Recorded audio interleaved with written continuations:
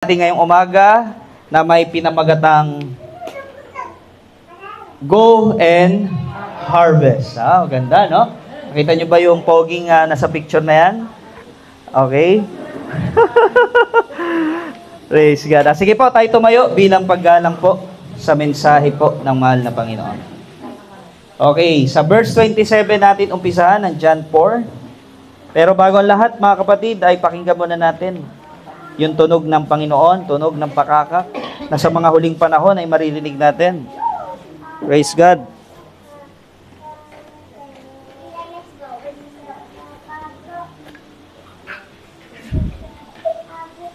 Praise God. Sige po, taas natin ating mga kamay at angkilin natin na tinanggap na natin ang ating mga panalangin.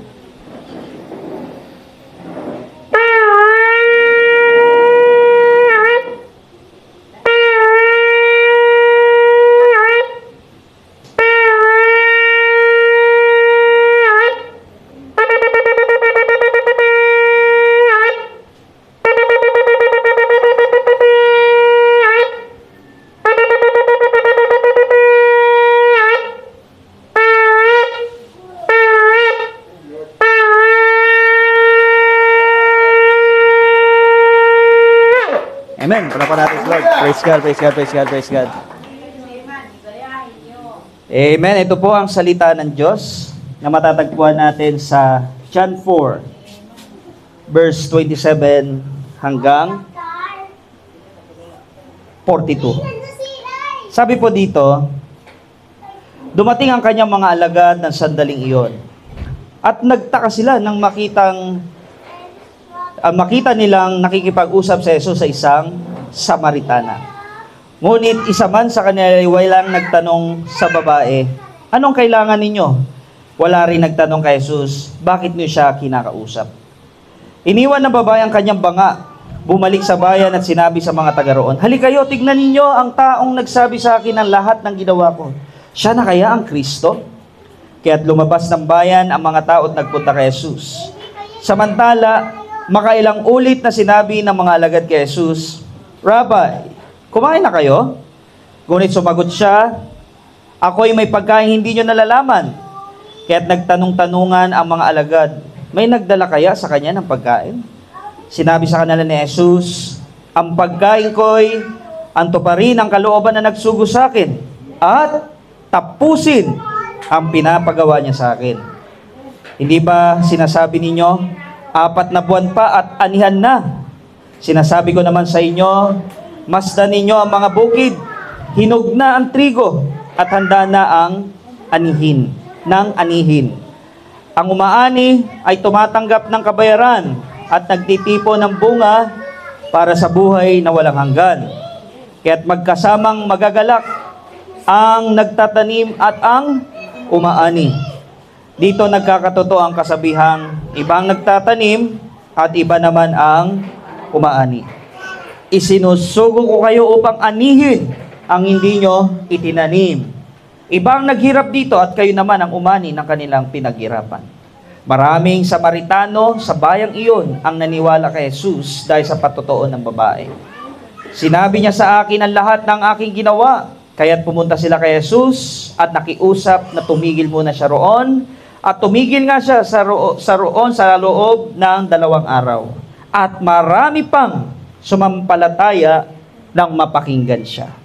Pagkatapos sinabi nila sa babae, naniniwala kami ngayon hindi na dahil sa sinabi mo, kundi dahil sa narinig namin siya. Alam na namin, siya nga ang tagapagligtas ng sangkatauhan. Amen. Tayo manalangin. Bless the word of God. Salamat po, Lord, sa mensaheng nais mong ipabatid sa amin. Tunay nga, Lord, na ito ay aming pagkaing spiritual. Dahil sabi mo, hindi lamang nabubuhay sa tinapay ang tao, kundi nabubuhay din sa bawat salitang namumutawi sa iyong mga labi. Kaya nagpapasalamat po kami sa isang pagkakataon muli na makapag-aral, makapagbulay-bulay ng salitang punong-puno ng aral ng buhay at punong-puno, Panginoon, ng kasaganahan upang mapalakas ang aming buhay espiritual. Kaya salamat po, Lord, sa oras na ito. Bigyan mo kami ng karunungan, i-touch mo ang puso ng bawat isa, puspusin po ako ng Espiritu, At dalangin po namin, Lord, ikaw ang tunay na mangaral. Maraming salamat po. Tunay, Lord, na ina-acknowledge namin ng iyong presence sa aming kalagitnaan. Sabi mo, 2 or 3 na nag-gather sa iyong name, narito ka sa aming kalagitnaan. Kaya thank you, Lord. Banal na Espiritu, ikaw po ang kumausap. In Jesus' name, amen. Okay, tayo makakapuna, mga kapatid. So, on John 4, kung mababasa natin yung verse 1 hanggang sa matapos natin. Amen. Kasi itong kinuha lang natin ay tagpo kung saan ang conversation ng alagad at si Jesus nandoon. Pero bago mangyari ang lahat ng yon, isang tagpo muna ng isang Samaritan woman. Amen. Sa isang well. Okay? At ang ating Panginoong Jesus. Amen. So, nagkaroon ng encounter itong si Jesus at itong Samaritan woman. Amen. So dumating isang panahon na ang ating Panginoong Jesus ay nagsalita tungkol sa babaeng ito. Sabi, humihingi ng tubig. Amen. Tapos sumagot ang ating Panginoon, ang babae, yung tubig na ito ay malalim. Amen. Pero to cut the long story short, ang ating Panginoon nagsalita. Kung malalaman mo lang na itong humihingi sa iyo ay sa kanya kahihingi. At yung tubig na ibibigay sa iyo, hindi ka na muling mauuhaw. Amen. Tama po. Amen? So, dito pinakilala ni Jesus kung sino siya. Si Jesus, yung living water. Amen? Siya yung tubig na nagbibigay buhay. Na kailanman, pag tayo sumampalatay, lumapit sa Kanya, hindi na tayo muling mauuhaw pa. Amen? So, ibig sabihin noon, ang ating Panginoong Jesus nagpapakilala na siya po yung satisfaction ng buhay. Na kapag, halimbawa sa tubig, no, kapag nakainom ka, uhaw na uhaw ka, parang iba yung satisfaction. Tama? So, kapag nakilala mo si Jesus, naranasan mo talaga si Jesus sa iyong buhay, para bang kompleto ng buhay mo. Amen? At tunay nga, kompleto ang buhay kapag meron tayong Kristo sa buhay. Amen? So, sa madaling salita, itong babaeng ito, nakilala si Jesus, hindi natapos doon yung encounter. Ang ginawa niya, pupunta siya sa bayan at pinagsigawan. Ito na nga ba ang Kristo? Siya na ba ang tagapagligtas? At alam niyo po, marami ang sumampalataya nang dahil sa ginawa ng babae. Amen? At doon po nabuksan yung opportunity na magkaroon ng conversation ang mga alagad. At yun po yung ating pag-usapan. Tandaan niyo po ito lagi. Si Jesus ang tagapagligtas. Amen? At pag sinabi tagapagligtas, gusto niyang iligtas ang mga tao. Amen? Dahil ang tao hindi niya kayang iligtas ang kanyang sarili. Yan po yung kahinaan ng mga tao. Dalawa po ang kahinaan ng tao. Una, hindi niya kayang iligtas ang kanyang sarili. Pangalawa, hindi niya alam kung ano mangyayari sa araw ng bukas. Wala tayong kakayahan na malaman kung ano ang eksaktong mangyayari sa araw ng bukas. Si Lord lang yung nakakaalam. Kahit anong tago mo, kung limindol man, kahit anong tago mo, hindi mo kayang iligtas ang iyong sarili. Amen? Tanging si Jesus lang talaga. Okay, kaya ngayon mga kapatid, nais ng Diyos sa ating lahat, ganapin natin kung ano yung ginanap ng babae. Siya'y pumunta ng bayan at pinagsigawan kung sino si Jesus at kung ano yung naranasan niyang kapangyarihan, naranasan niyang kasapatan nung nakilala niya ang ating Panginoong Jesus. Kaya yung topic natin napakahalaga, go and harvest. Pag sinabing go, humayo, yung harvest, mag-ani, maggapas.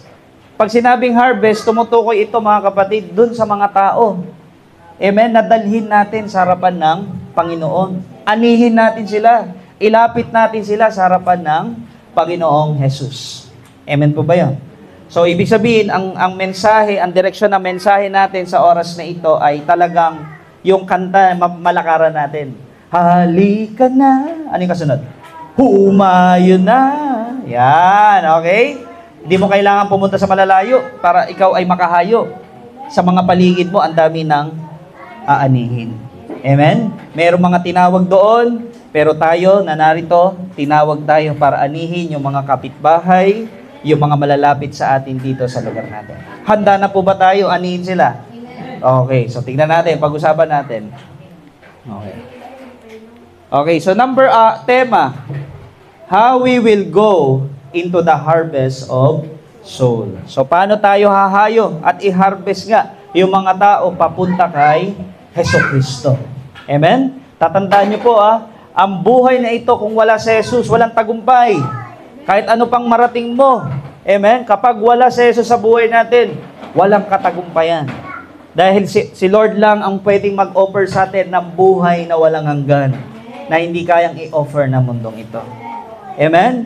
Kaya nasa sa atin, mga kapatid, desisyon natin kung tayo nga ba ay magsasabi sa kanila kung sino si Jesus. Tayo yung gagamitin ng Panginoon. Amen? Sabi mo sa katabi mo, pinili ka ng Diyos.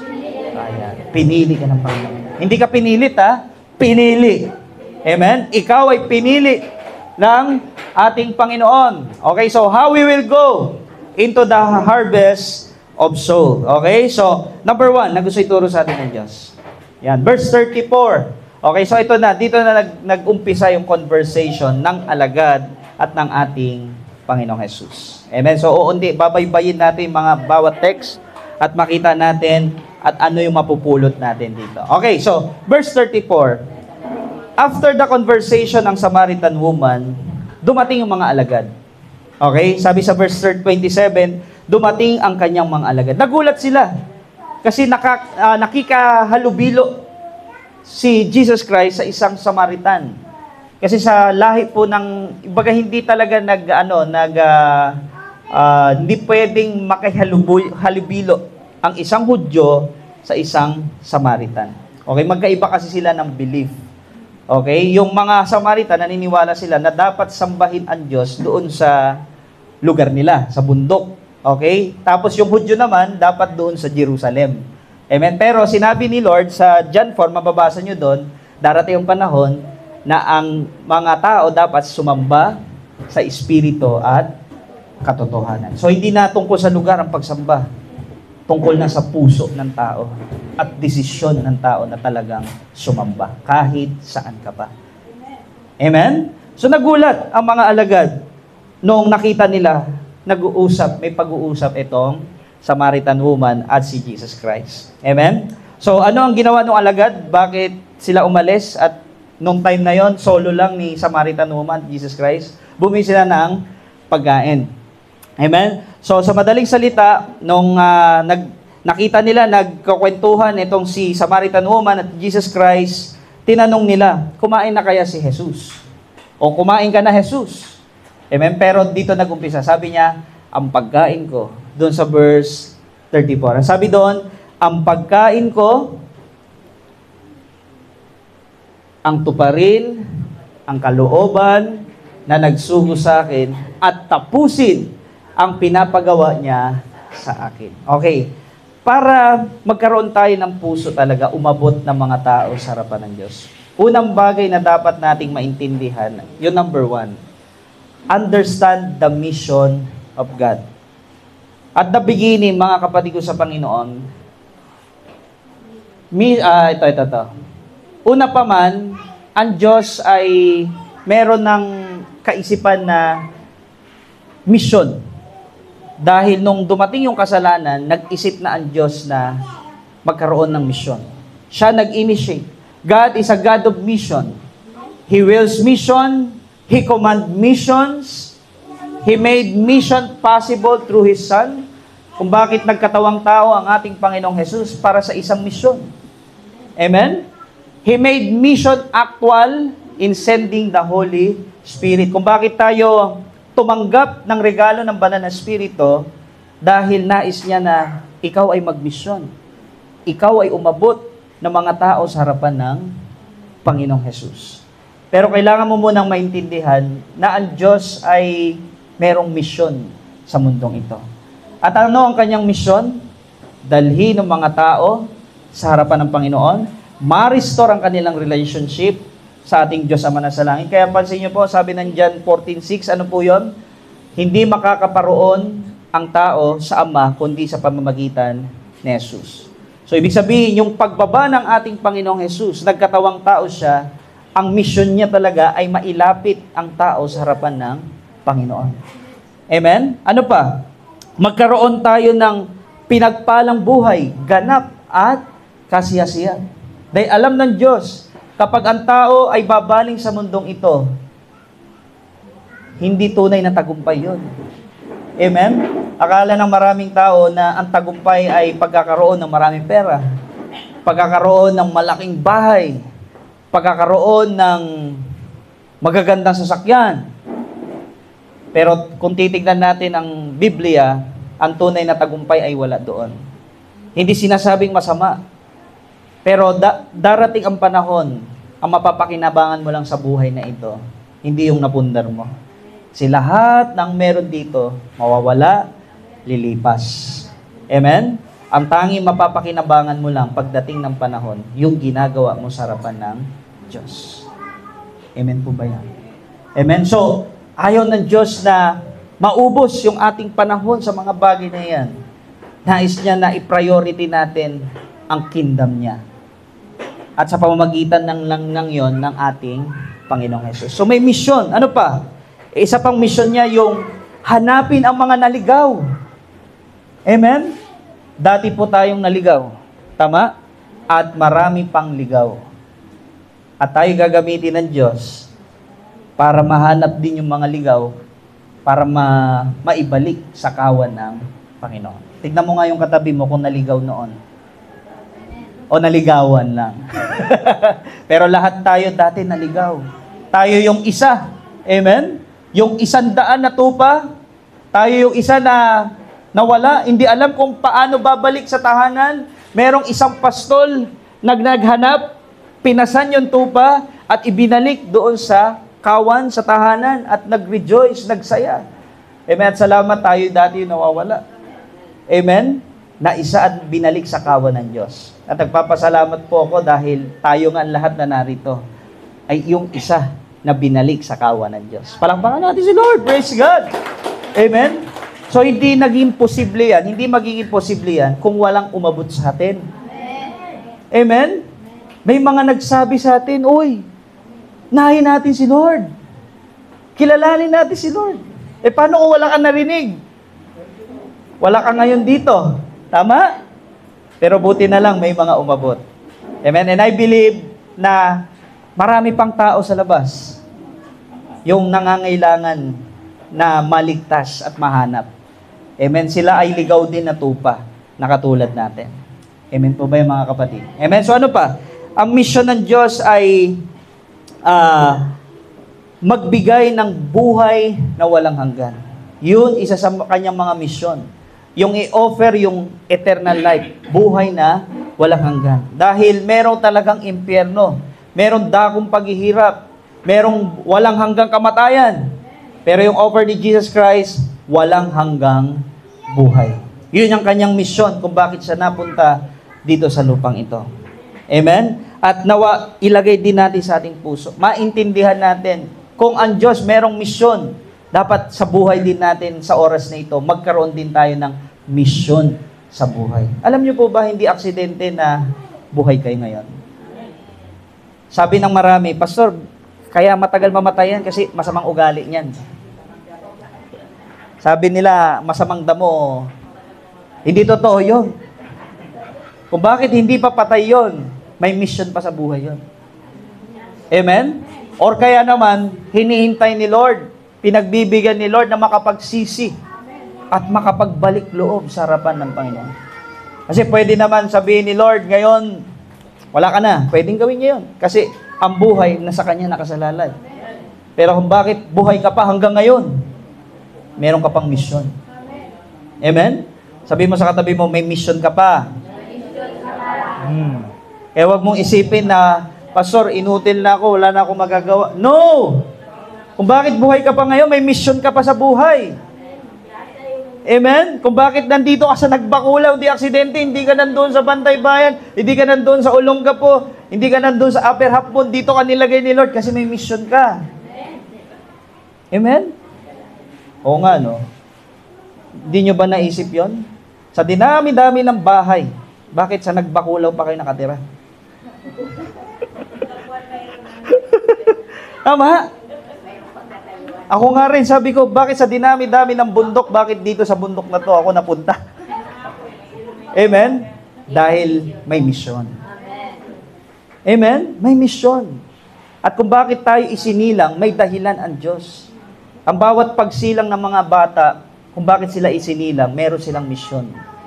Amen? At alam niyo po, ang dakilang misyon ng tao talaga dito sa mundo, yung makilala nila ang Diyos. Malaman nila yung manlilikha, makilala nila yung manlilikha. At pagkatapos nun, maipakilala din nila kung sino yung manlilikhang iyan. Amen? Siya si Jesus na makapangyarihan sa lahat at tagapagligtas ng sangkatauhan. Amen po ba yan? Kaya sabi mo sa katabi mo, mag-mission na tayo. Amen? Sabi ni Lord, tignan niyo po yung sinabi niya, pag walang mission, ano sabi? Konsumisyon. Amen? Pero pag may mission, may provision. Okay, sabi dito, sinabi sa kanila ni Jesus, ang pagkain ko. Pag sinabing pagkain, ito yung source ng kalakasan. Kung bakit buhay pa siya ngayon, buhay tayo ngayon dahil nakakakain tayo, nakakasurvive tayo kasi kumakain tayo. Amen? Kung bakit may kasapatan dahil may kumakain tayo. Ngayon, sinabi ni Jesus, ang kanyang kasapatan, ang kanyang lakas, ang pinagmumulan niyan, yung matupad niya, yung kanyang mission. Amen? So, dapat dyan tayo nabubuhay. Nabubuhay tayo sa mission. Amen? Kung bakit tayo buhay pa hanggang ngayon? Dahil merong mission ang Diyos na pinapagawa sa buhay natin. Amen? Hindi ba kayo nagkakaroon ng burden sa inyong mga anak, sa inyong mga kapitbahay, na hindi nila kilala si Jesus? Paano na lang kung dumating sa panahon, mamatay sila at hindi nila nakilala si Lord? Saan kaya sila pupunta? Hindi nila alam. Ang isa lang ang pupunta nila sa lahat po ng hindi tumanggap kay Jesus. Yes po. At yun po ay seryosong bagay. Hindi tayo nagpapagod dito na umakyat para lang maging display. Amen? Merong mission ng Diyos dito. At kailangan, para makapag-mission ka, kailangan una mo muna maintindihan, may mission pala ang Diyos talaga. Na dapat bitbitin ko to. Maging carrier ako nito. Hindi ako papayag na hindi makakilala yung aking pamilya. Hindi ako papayag na hindi makakilala yung kapitbahay ko. Kawawa naman sila. Mahirap na nga ang buhay. Pag sila'y namatay, magiging mahirap pa. Mas mahirap pa. Imagine niyo po, yung mga mahirap, sa sementeryo pa lang, may diskriminasyon na. Yung mga mapipera, magaganda yung puntod. May sarili pang bahay. May tiles pa. Yung mga mahirap, ano pong kalagayan? Patong-patong. Ang sikip. Sikip na nga ng buhay, nung namatay, ang sikip pa rin. Eh paano kung sa dakong paghihirap na, naku, mas lalong mahirap doon. Yun ang di nila naunawaan. Pero sa atin, tayo dapat ang unang umunawa na ang mission ng Diyos ay ma-restore yung mga tao, makapanumbalik, makapagsisi sila at makapagbalik loob sa harapan ng Diyos habang may panahon pa. Amen? Kaya tayo nagpupunta sa mga lamay, yun yung habol natin eh. Marinig nila na habang may lakas ka pa, habang may panahon pa, hindi mo alam ang buhay. Paano kung bukas wala ka na? Paano kung mamaya wala ka na? Hindi mo nakilala ang Panginoon, ano kasasapitin natin? Walang kabuluhan na mangyayari sa atin. Kaya mga kapatid, una, understand the mission of God. Amen? Tapos ang sabi dito, at yung misyong iyon, sabi ni Jesus, ang pagkain ko ito pa rin, ang kalooban ng Diyos, ay nagsugo sa akin. Ano ang kanyang tutuparin? Yung mapako siya sa krus. Amen? Bitbitin niya yung kasalanan ng mundo. Siya yung maging handog para sa katubusan ng kasalanan ng mundong ito. At sino man sumampalataya kay Jesus ay hindi na mapahamak, kundi magkaroon ng buhay na walang hanggan. Pero kailangan yung puso ganito. Dapat tapusin ang pinapagawa. Along the way, kung naintindihan mo meron ka mission sa buhay, along the way pipigilan ka ng maraming sitwasyon. Pipigilan ka ng maraming tao sa ginagawa. Pipigilan ka ng sarili mo din. Makikita mo sa sarili mo, di ko kaya, pastor mahina ako. Pero dapat magkaroon tayo ng ganitong puso. Kailangan kong tapusin ang mission ko. Amen? It takes passion to finish the mission. Amen? It takes sacrifice to finish it. It takes humility to finish it.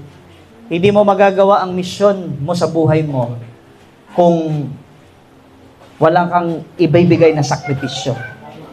Amen?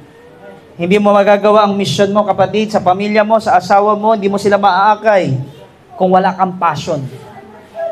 Wala kayong matinding pagnanasa na talaga sila ay abutin.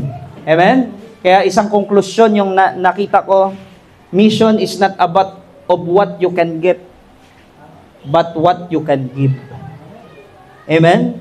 Yung mission, bakit tayo nagmi-mission? Hindi para maging famous tayo. Hindi tayo nagmi-mission para lang makikain sa mga tao na nagbibigay sa atin ng pagkain o nagpapamerienda sa atin. Nagmi-mission tayo dahil meron tayong nais ibigay sa kanila. Amen? Ano yung ibinibigay natin sa kanila? Yung kaligtasan na tanging kay Jesus lang matatagpuan. Amen? Kaya kung wala tayong puso na ganito, mga kapatid, yung ibigay yung buhay sa mga tao na aabutin natin, hindi natin magagawang akayin yung mga tao. Kasi magsasawa tayo, mapapagod tayo, at sasabihin na lang natin sa mga tao, hayaan mo na yan. Bahala ka dyan, ayaw mo naman eh. Amen? Pero kapag may puso ka talaga, natapusin yung pinapagawa mo, aabutin mo sila sa abot ng iyong makakaya at sa tulong ng ating mahal na Panginoon. Amen? At nakita ko to sa puso ni Pablo. Amen? Tignan niyo po sa Gawa 20, 22 to 24. Basahin ko po. Ngayon, bilang pagsunod sa Espiritu Santo, ako'y papunta sa Jerusalem at hindi ko alam kung ano mangyayari sa akin doon. May mission siya, si Pablo. Verse 23, ang tanging nalalaman ko ay ito, binalaan ako ng Espiritu Santo na pagkabilanggo at kapaghatian ang naghihintay sa akin sa bawat bayang dadaanan ko. Tanong, kung ikaw si Pablo at sinabihan ka na ni Lord ng kanyang Espiritu na makukulong ka, magkakaroon ka ng death threat, tutuloy ka pa ba? Sabi ni Sister Marlene, parang bukas na lang, pastor. Ngayon, papupuntahin mo kayo, baka makulong ako. Tama? Eh kung ako lang siguro, kakabahan na talaga ako dito. Tama? Pero ano sabi ni Pablo? Tignan niyo po, ito yung puso ng misyon. Subalit, walang halaga sa akin ang buhay. Magawa ko lang ang aking tungkulin. Yun. At matapos ang gawaing tinanggap ko mula sa Panginoong Jesus. Amen? Ano sabi? Ang pagpapahayag ng magandang balita tungkol sa kagandahang loob ng Diyos para sa tao. Palakpakan natin si Lord. Praise God. Dapat ganyan ang puso. Hindi yung pinagsaraduhan ka lang ng pinto, ayaw mo na. Hindi yung sinabihan ka lang na, ayoko niyan. Ayoko niyan. Ikaw naman, sige po, di na po ako babalik. Huwag ganon. Amen. Huwag ganon. Sa experience sa vision, ilang beses ko naranasan ang rejection. At alam niyo po, nung una, nasaktan ako. Kasi ang akin lang naman, wala naman akong masamang intensyon. Tapos ang hangad ko lang ay mapabuti ang mga tao. Tapos parang bang may sakit ka nung ipagtabuyan ka. Para kang may cancer o nakakahawang sakit. Amen? Maraming beses na ganun. Hindi lang dito sa Nagbakulaw, no? Maraming beses ko nang na-experience to. Pero habang tumatagal, naintindihan ko, hindi ko nga talaga magagawang makapag-akay ng tao kung iisipin ko lagi yung sarili ko. Amen? Paano naman ako? Ang sakit na ginawa sa akin. Na-reject ako. Amen? Alam nyo ba, may time na may isa akong mission, hindi na ako pinapabalik. Pinagmumura pa ako. Mas matindi yun. Yun yung pinakamasakit na natanggap ko sa pagbimisyon. Yung pinagmumura ko, baga para kulang na lang, sipain ako, wag ka nang pumunta dito, pastor! Ganon. Bundok din yun. Hindi lasing, ha? Hindi lasing. Habang naririnig ko yun, para akong natunaw. Oo, natunaw. Nawala na. Para akong natunaw. Amen? Para akong nanliit sa sarili ko. Parang ayaw ko na. Kasi sabi ko, ano ba itong pinagagawa ko? Para na akong yung parang binaba ko na lalo talaga yung sarili ko. Hindi naman ito yung talagang dapat na maging buhay ko. Amen? Kasi okay naman yung buhay ko. Amen? Bakit ko pa gagawin yung mga ganyang bagay? Pero alam niyo po, nung naintindihan ko to, amen, sabi ko, walang halaga sa akin ang buhay. Amen? Ano ngayon kung i-reject ako? Amen? Ang tunay na rineject nila, hindi ako, kundi si Lord. Amen? Ano ngayon kung sabihin nila na, ano ba yung pinagagawa mo? Mukha kang kawawa. Mukha kang hampas lupa sa pinagagawa mo. Pero okay lang yon. Ang mahalaga, nagawa ko at tinapos ko yung mission ko. Yun dapat. Amen? So mangyayari lang yan talaga kapag naintindihan natin kung ano ang mission ng Diyos. Amen? May mission si Jesus. Tuparin yung pinapagawa ng Diyos Ama na sa langit, yung nagsugo sa Kanya. At pangalawa, tapusin. Mga kapatid, ito yung challenge ko dito sa point 1. Hindi tayo ningas kugod. Yung sa umpisa lang magaling. Sa umpisa lang nagliliyab. Amen?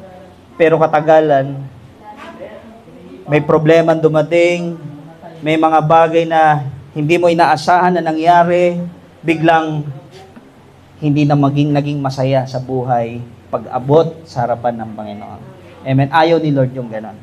Gusto niya, mula nung nag-umpisa ka, na masaya kang umaabot ng mga tao, hanggang dulo, sa huling hininga mo, masaya ka pa rin umaabot ng mga tao. Hindi natatapos yun. Amen? Hanggat buhay ka, mag-mission ka, umabot ka ng umabot ng tao papunta kay Jesus Christ. Palakpakan natin si Lord. Amen? Kaya, nakaka-bless yung ginagawa ni Sister Edith. Amen? Kahanga-hanga, purihin ang Panginoon sa inyong buhay, Mother, dahil sa kanyang kakayahan, no? 80, ilang taon po? 83. Grabe, 83. Nawa, pag 83, ganyan pa rin ako. Umaakyat ng bundok. At sinasabing, mabuti si Lord.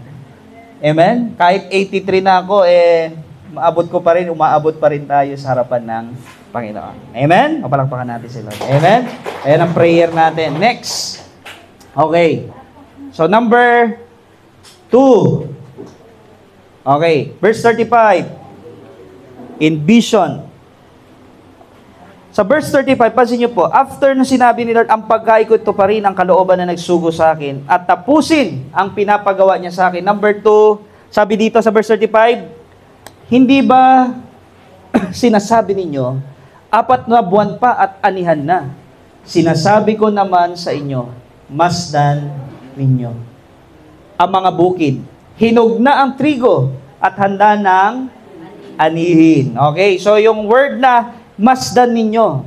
So yung point number 2 natin, how to go in the mission to harvest the soul.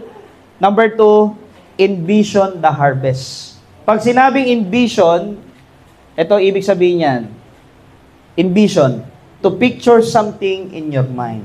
Yan, dapat tinitignan mo na. Dapat makita mo na. Hinog na to. Harvest to. Amen? Makakakilala to kay Lord. Maboborn again to. Kahit para bang nakikita mo sa buhay niya, parang ang labo ata. Maakay ba to? Addict to eh. Amen? Pero iba dapat ang pagtingin mo. Pag sinabing envision the harvest, kailangan lahat dapat ng tao makita mo na sila ay hinog na. Amen? Malinaw po ba yun? Ano ibig sabihin yun? Pag ganun yung pagtingin nyo, ang tawag doon ay eyes of faith. O, teka, tignan natin. Yan, ang tawag doon ay eyes of faith. Ibig sabihin, tumitingin ka sa tao, hindi base sa kung ano yung nakikita mo sa kanya.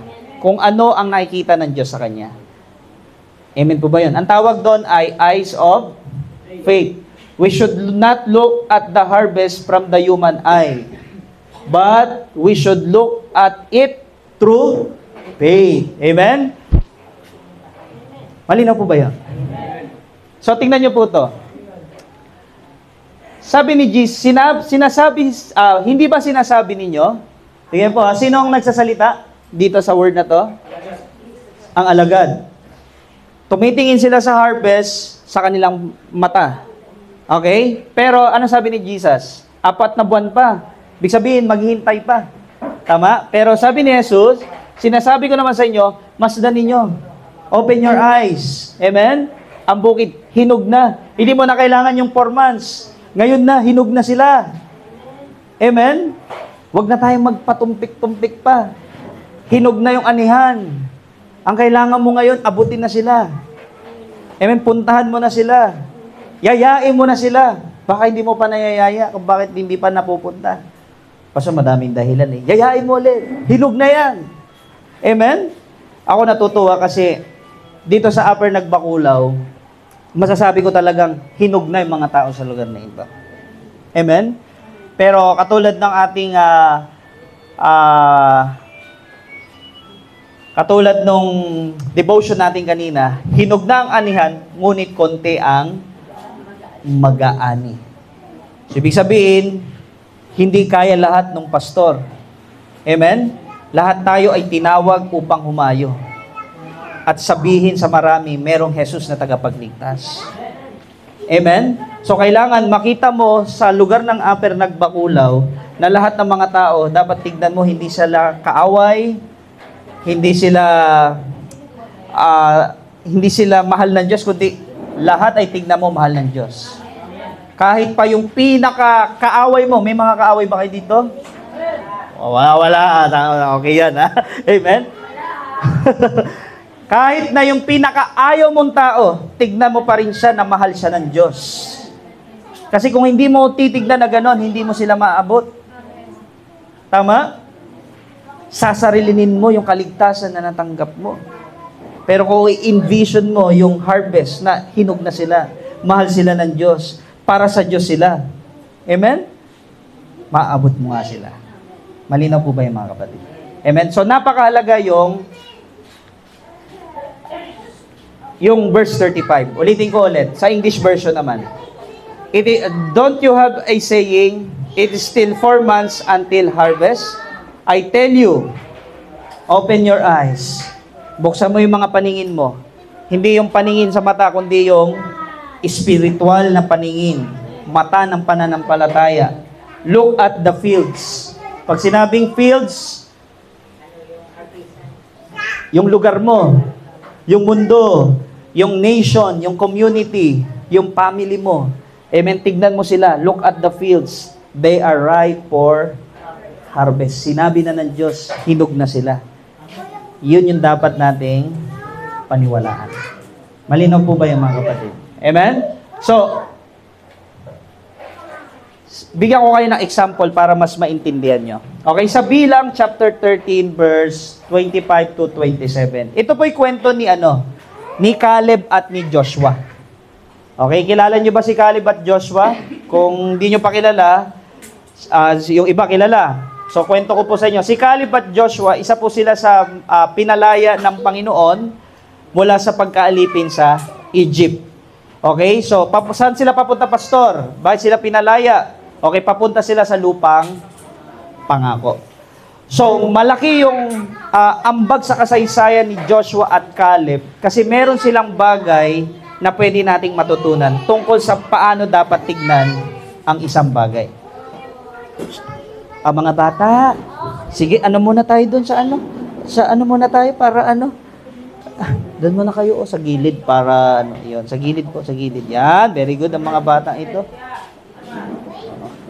Diyan sa gilid, okay, saan kayo? Para hindi tayo sabay-sabay. Nagpipreach din sila. Ayun, very good, very good. Ang galing naman, very good pala. Okay, tingnan natin yung pangyayaring dito. Balikan natin mga kapatid. Sa Bilang chapter 13 verse 25 to 27. Nung panahon na papasok na sila sa lupang pangako, may utos ang Diyos sa bayang Israel. Tiktikan yung lugar, yung lupain. Tignan kung ano yung meron. Okay, so merong 12 spy o tiktik. So isa sa 12, si Joshua at si Caleb. Okay, so ngayon ito na po. Pagkaraan ng 40 araw, umuwi na ang mga espiya. Nagulat na sila. At tumarap kina Moises, Aaron at sa buong Israel, bayang Israel na natitipon noon sa Paran, sakop ng Kades. Ito na, may reporting na. Inulat nila ang kanilang nakita. Tingnan niyo po yung word na nakita. Okay? At ipinakita ang mga uwi nilang bungang kahoy. Alam niyo ba doon sa Promised Land, yung ubas, 2 ang kailangang tao para bitbitin. Yung ubas natin dito, isang ganyan lang, no? Pero sa Promised Land, 2 tao ang kailangan para mabuhat lang yung ubas. Okay? Yung isang buwig, mother, no? Okay. Ngayon, ito na sabi. Nakinuha namin doon. Next. Ngunit, ito yung, tignan nyo po ito, sabi ng ibang spy. Ngunit, malalakas ang mga taga roon. Malalaki ang lungsod at matitibay ang mga pader. Bukod dito, naroon din ang mga lahi ng higante. Nakita daw nila. Doon sa lupaing sasakupin nila, pupuntahan nila, aba, may mga tao doon, ang lalaki. Amen? Higante ang sabi ng Scripture. Verse 29, sakop ng mga Amalekita ang Negev, ang kaburulan ay tinitirahan naman ng mga Hiteo, Jebuseo at Amoreo. Mga Kanineo naman ang mga nasa baybayin dagat at sa tabi ng ilog Jordan. Okay, verse 30, subalit, ano sabi ni Caleb? Ito na yung lesson dito. Ngunit pinatahimik sila ni Caleb, ang mga taong bayan na nagrereklamo na noon kay Moises. Sinabi ni Caleb, ano po? Hindi dapat tayo mag-aksaya ng panahon. Oh, galing, no? Oh, lusubin na natin sila sapagkat kaya natin silang gapiin.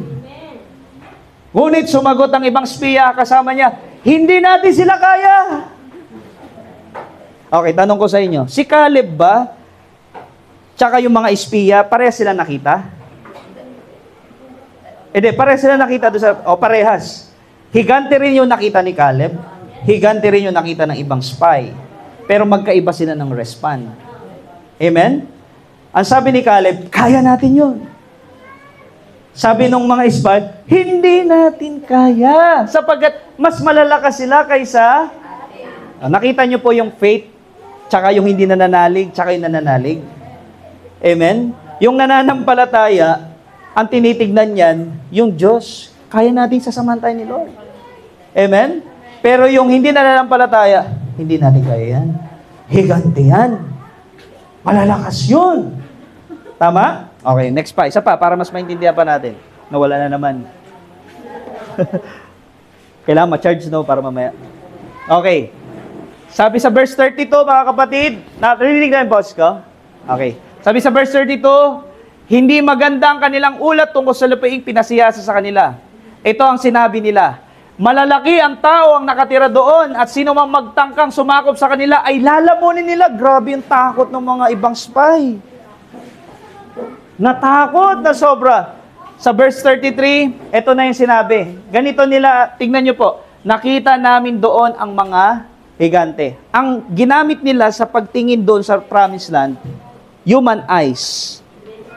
Tama? Kaya ganun yung naramdaman nila. Amen? Sila ay mula sa lahi ni Anak, mga tipaklong lamang kami kung ihahambing sa kanila. May takot kapag talaga tingin no?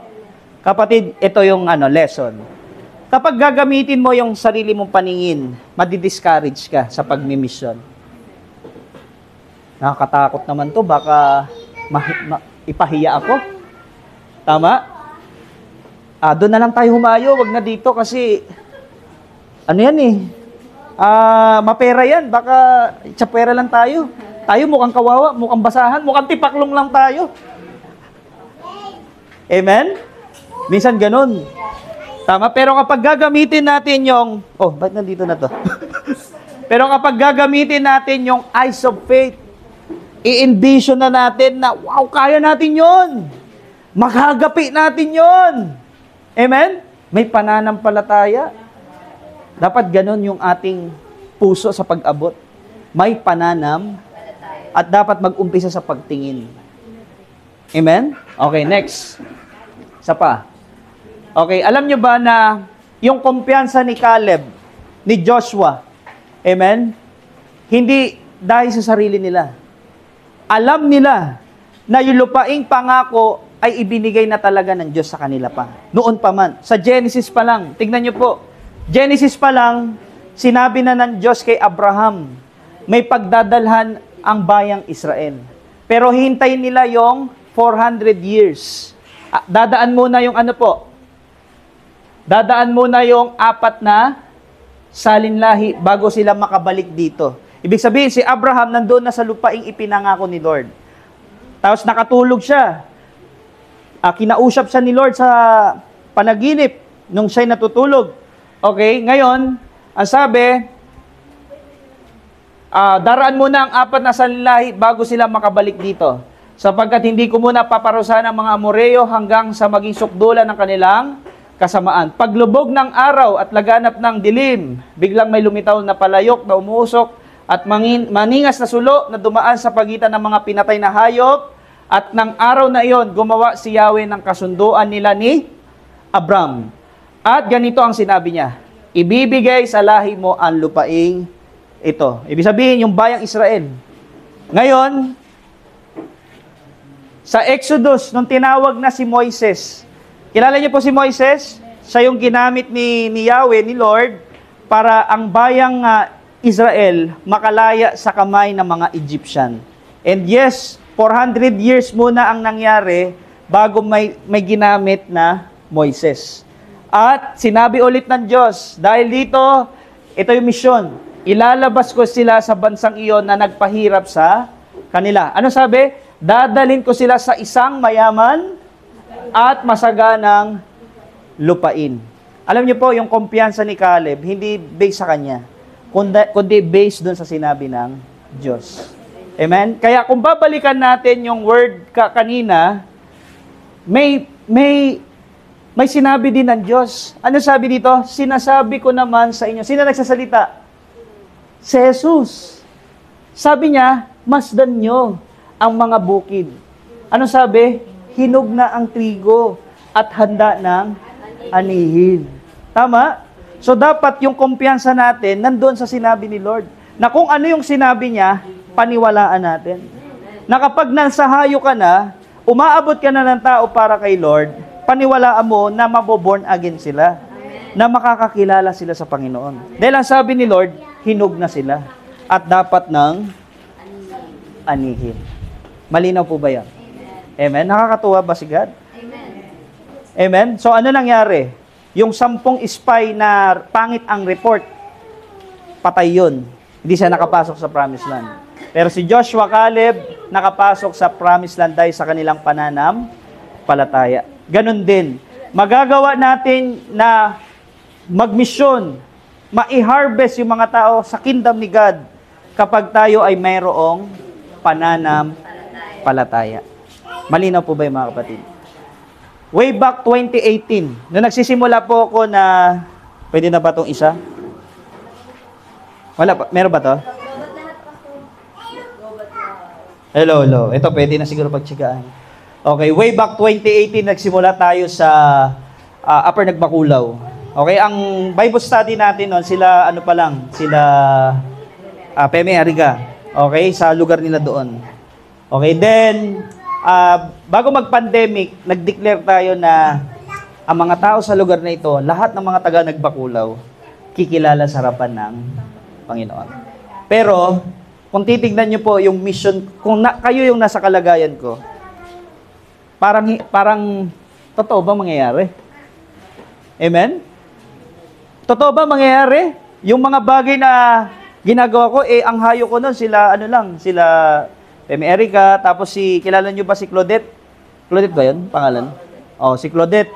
Yun lang mission natin dyan. Yun lang. Hindi pa ako nakakaabot kila Sister Marie, tsaka dito hanggang doon. Hindi pa ako nakakaabot. Pero tinitignan ko na ang lugar na ito, na lahat ng tao sa lugar na ito ay makakakilala sa Panginoon. Amen? Sapagkat sinabi na ng Diyos, hinog na ang anihan. Okay, tanong ko sa inyo, nabigo ba ang Panginoon? Hindi. Amen? Nung sinimulan kong ideklara, paniwalaan na yung mga tao dito kikilala kay Lord, ipinaganap niya nga dito sa lugar dito. Tignan mo yung katabi mo. Oh, ikaw ang bunga. Amen? O, palakpakan natin si Lord. Amen? Akala ko nga, si Jess hindi makakasama. Sa mata ko, parang hindi naman naniniwala to sa Diyos. Amen? Pero salamat dahil ang deklarasyon natin at tingin natin sa lahat ng tao dito, kikilala sa harapan ng Panginoon. Kahit sino pa sila, matanda, bata, wag naman yung gano'n. Okay? Lahat kikilala kay God. Amen? Masama man yan, o singsama, o sobrang sama, kikilala pa rin kay in vision. Dapat tignan mo na. I-picture mo na sa buhay mo. I-picture mo na sa isip mo. Amen? Yung gawain natin dito, pinicture ko lang din sa sarili ko. Na isang araw, magkakaroon tayo ng bahay panambahan. Pero nung panahon na yon, doon sa kabila, ano ba? Puro bato. Amen? Tapos talagang kung makikita nyo lang yung itsura, parang kubol. Alam nyo po yung kubol? Yung nyug lang sa gilid, tapos puro tarpaulin lang. Pag umulan na ganito na yung kulimlim, naiipon ang tubig. Tapos kapag binutas mo, maliligo yung nagsasalita. Yung preacher. Tapos dinala kami doon sa gilid. Sa gilid, lagi ko pa rin dinideklara, balang araw, magkakaroon tayo ng isang church building. Amen? Pero nung time na yon, ang liit. Tapos talagang guray-guray yung gawain talaga. Pero salamat dahil pinicture na, in-envision natin na magkakaroon nga ng gawain dito sa lugar. Okay, salamat. Palakpakan natin si Lord. Naganap ba? Naganap? Amen. Pero mahirap. Tama? Marami talaga magiging challenge. Marami naging challenge kay Joshua and Caleb. Pero yung pinanghawakan nila, yung word ng Panginoon, ibinigay na. Kaya dapat lagi mong iisipin, ibinigay na rin ang lugar ng Upper Nagbakulaw para sa Panginoon. Amen. Amen. Ang kailangan na lang natin, lakaran. Tama? At sabihin natin dito, yung katulad na sinabi ni Caleb. Ano sabi ni Caleb? Ito rin sabi ni Caleb. Sabi, hindi dapat tayo mag-aksaya ng panahon. Yan, dapat ganyan yung ating puso. Wala na tayong dapat sayanging oras. Lusubin na natin yung mga tao. Amen? Sapagkat kaya natin silang gapiin. Kaya natin, bibigyan tayo ng kakayanan ng Diyos para madala natin sila sa harapan ng Panginoon. Amen? Makakaya ba natin? Sa tulong ng Panginoon, makakaya natin. Basta wag lang tayong magduda sa kayang gawin ng Diyos. Amen ba yan? Ako nga, lagi kong tinitignan kayo na isang araw magiging tagapaghayag din kayo ng salita ng Diyos. Amen? Alay mo, isang araw si Brother Jay tumayo dito sabihin, mga kapatid, sabi sa kanyang mga salita, wow, praise God. Amen? Dating adik, ngayon, adik na sa Panginoon. Iba yung pinagka-adikan noon. Ngayon, iba na. Di ba? Sarap ng ganon, di ba? Isang buhay na patotoo. Amen? Na hindi natin akalain. Tatandaan niyo po, ang Diyos sobrang masupresa yan. Hindi mo akalain kung ano talaga ang mangyayari. Pero pag sinabi niya, mangyayari talaga. Amen? Sabi ng Isaiah 55, sabi dito, gayon din naman, verse 11, ang mga salitang lumalabas sa aking bibig, si Yahweh nagsasalita. Ang mga ito ay hindi babalik sa akin na walang katuturan. Tutuparin nito ang aking mga balak at gagawin nito ang aking ninanais. Sinasabi ng Panginoon sa kanyang mga alagad, masdan mo, open your eyes. Kailangan buksan natin ang ating mga mata. Hinog na ang anihan. Sabi mo sa katabi mo, hinog na ang anihan. Pag may sinabi ang Diyos, paniwalaan mong mangyayari yun. Pero kailangan mo munang buksan ang iyong paningin. Amen? Huwag mong pagdudahan yung gagawin ng Diyos sa mga tao. Amen? Amen? Kaya nilang umangat. Ako po, lagi kong iniisip na isang araw lahat kayo pagyayamanin ni God. Amen? Lahat kayo darating ang panahon na Malay nyo, dito sa Nagbakulaw, merong graduate na doktor. Amen? Mga engineer, architect, magkaroon ng sariling kumpanya. Amen? Yung kumpanya ni Jay, malapit na eh. Sweet Toron. Amen? O, Sintoron. Amen? So, ibig sabihin, hindi imposible kung paniniwalaan natin. Kung titignan natin. Kasi sinabi ng Diyos, pagpapalain kita. Amen? At magaganap nga yun sa ating mga buhay. Amen po ba yun? Amen? Huwag mo lang tignan yung sarili mo, Pastor, di ata mangyayari. Nakita ko yung sarili, parang mahina naman ako, wala akong alam, di ako marunong magsalita. Tignan mo yung gagawin ng Diyos. Huwag mo tignan yung gagawin mo. Amen? Pag sinabi niya, paniwalaan mo, tignan mo, at lumakad ka, trabahuin mo, mag-labor ka, para maranasan mo yung favor ng Panginoon. Amen? Dahil pag walang labor, walang favor. Pag walang mission, puro konsumisyon. Amen? Pero pag may mission, may provision. Palakpakan natin si Lord. Praise God, praise God, praise God. Okay, bilang pangatlo. Uy, sakto-sakto. Okay. Yun. Pangatlong puntos. Okay, tignan niyo po ito. Sa verse 36, ang umaani ay tumatanggap ng kabayaran. Yung nag-harvest daw. At nagtitipon ng bunga para sa buhay na walang hanggan. Kaya't magkasamang magagalak ang nagtatanim at ang umaani. Ibig sabihin, sa pag-abot ng mga tao para sa Panginoon, may kagalakan yan. May joy yan. May hindi mo maintindihan kagalakan. Dito nagkatotoo ang kasabihang, ibang nagtanim, iba naman ang umaani. Isinugo kayo upang anihin ang hindi nyo itinanim. Iba ang naghirap dito at kayo naman ang umani ng kanilang pinaghirapan. Anong ibig sabihin nito, Pastor? Ang ibig sabihin ng verse 36 to 38 ay encouragement sa mga disciple na meron na naghirap.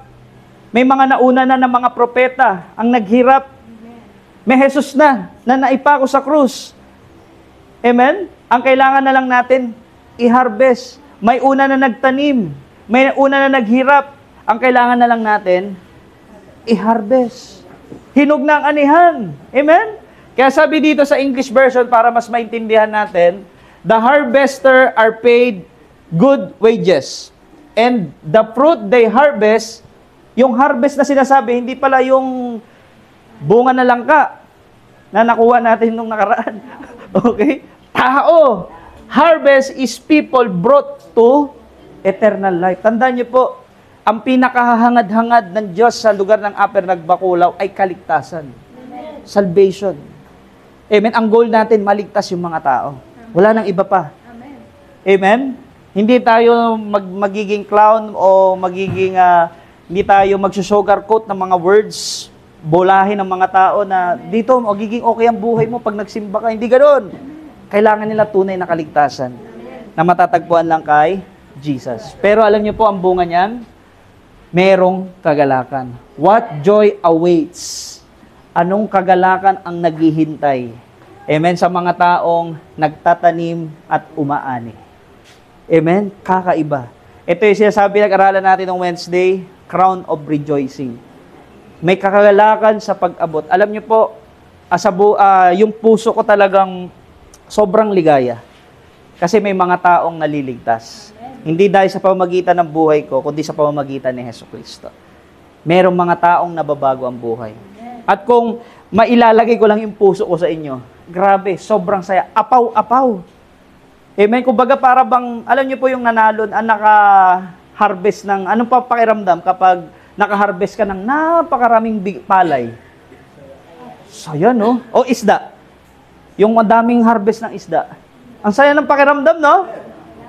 Kagalakan, pero higit pa dun yung nararamdaman ng mga taong umaakay sa harapan ng Diyos.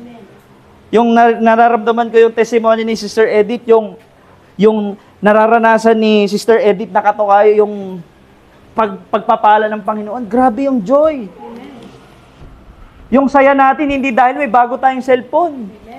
Hindi dahil meron tayong bagong blessing, kundi merong mga taong naaakay sa harapan ng Panginoon. Yun yung nagiging kagalakan ng mga taong nagmimisyon.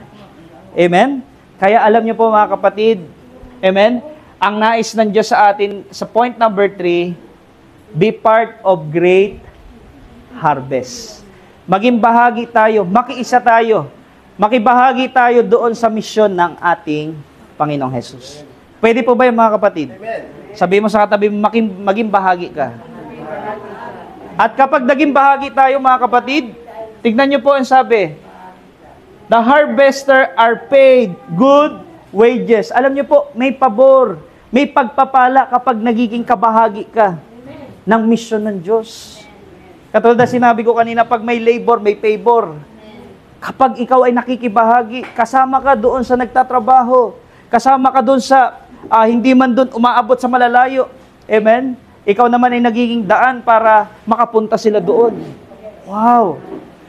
Nagiging blessing ka, Pastor. Ito, panggas, para makahayo ka doon sa malayo. Amen? Nakikibahagi ka na doon. Amen? At kapag naging kabahagi ka, sabi doon, you are paid in good wages. Amen? May blessing po talaga sa pakikibahagi. Naalala niyo po yung, last na po to, yung pinagamit ni Pedro yung kanyang bangka sa pangangaral ng ating Panginoong Hesus. Doon sa Lucas 5, anong sabi doon? Maghapon silang walang huli. Pero yung pag-aari ni Simon na bangka, ipinagamit niya sa ating Panginoong Hesus. At doon nangaral si Jesus. Ano nangyari after?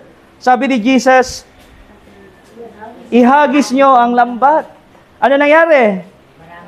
Daming huli. Ba, naalala nila? O, di ba? So, ibig sabihin, kapag naging parte ka ng misyon ng Diyos, naging bahagi ka ng malawakang misyon ng Panginoon dito sa Nagbakulaw, yung balik niyan, maganda. Yung balik niyan, tunay na pagpapala sa iyong buhay. Amen? O, palakpakan natin si God. Praise God. Amen? Kaya, mga kapatid, huwag natin ipagdamot yung meron tayo. Yung time mo, yung lakas mo, yung meron ka, resources, ilagay mo sa kaharian ng Diyos.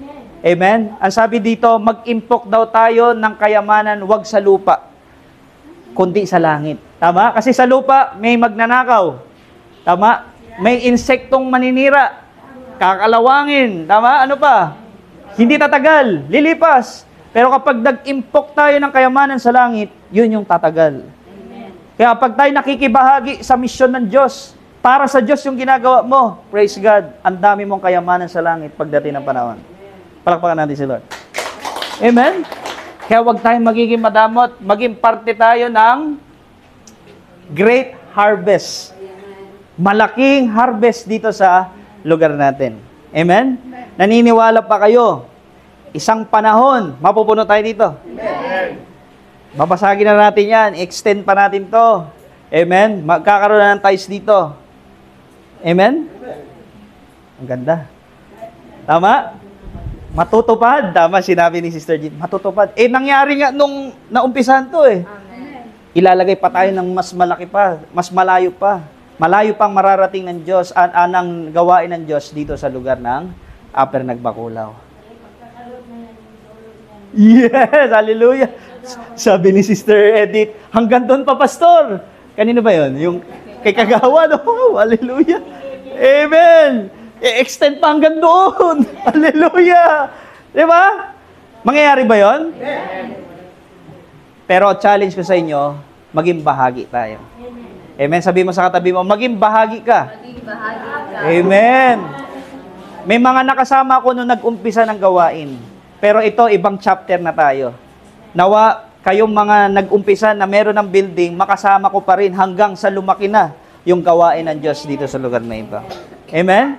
Upang sa ganun, dumating man sa panahon, after 10 years ng gawain ng Diyos dito, at iba na yung nangyari dito, isa kayo sa mga kasama sa kwento ng makasaysayang nangyari dito sa Upper Nagbakulaw. Palakpakan natin si Lord. Woohoo! Sabihin mo sa katabi mo, isa kang kasaysayan. Isa kang kasaysayan. Ay, nakakatuwa.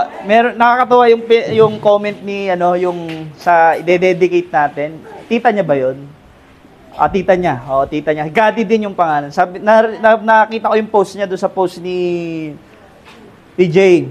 Pastor, isa kang kasaysayan. Bakit? Sa personal message ko, bakit? Amen? Yung mga tao dyan ay nadala mo sa tulong yan ng Panginoon. Amen? So, sabi ko, hindi pa tapos si Lord dito. Marami pang aabutin. Amen. Amen? Kaya ako at ikaw, nawa ay mag-go at i-harvest na yung mga tao sa lugar na ito. Amen. Pwede po ba yung mga kapatid? Hinog na ang anihan. Kaya bilang pangwakas, tapos na tayo. Hoy, saktong-sakto. Hindi naging madamot ang Diyos. Amen ba yun? Hindi naging madamot ang Diyos sa'yo. Amen? Linigtas ka niya. Nung tumawag ka, iniligtas ka ng Diyos. Nung tumawag ka ng saklolo, sinakloloan ka ni Lord. Amen? Buhay ka pa hanggang ngayon. Hindi naging madamot sa'yo si Lord. Nagpadala siya ng taong nga aki sa'yo papunta kay Jesus. Ganon kasagana ang Panginoon sa buhay mo. Paano na lang kaya kung wala? Amen? Gumawa ng paraan ng Diyos para mailapit ang kanyang sarili sa'yo. Wow! Yung nagbakulaw, bundok, pero inilapit ng Diyos yung kanyang sarili sa mga tao sa lugar na to. Gumawa siya ng paraan. Amen? Ganon kasagana ang Panginoon dito sa lugar natin. Tama?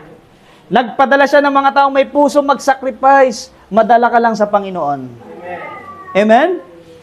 Panahon na para ikaw naman. Tama? Ang magdala sa harapan ng Panginoon. Amen? Sabi mo sa katabi mo, panahon na. Panahon na para ikaw naman, kapatid, ang magdala ng tao kay Jesus. Let's go and harvest. Palakpakan natin si Lord. Praise God. Amen. Amen. Tayo po ay tumayo. Amen. Salamat sa mahal na Panginoon. Na-bless po ba lahat? Amen. Praise God.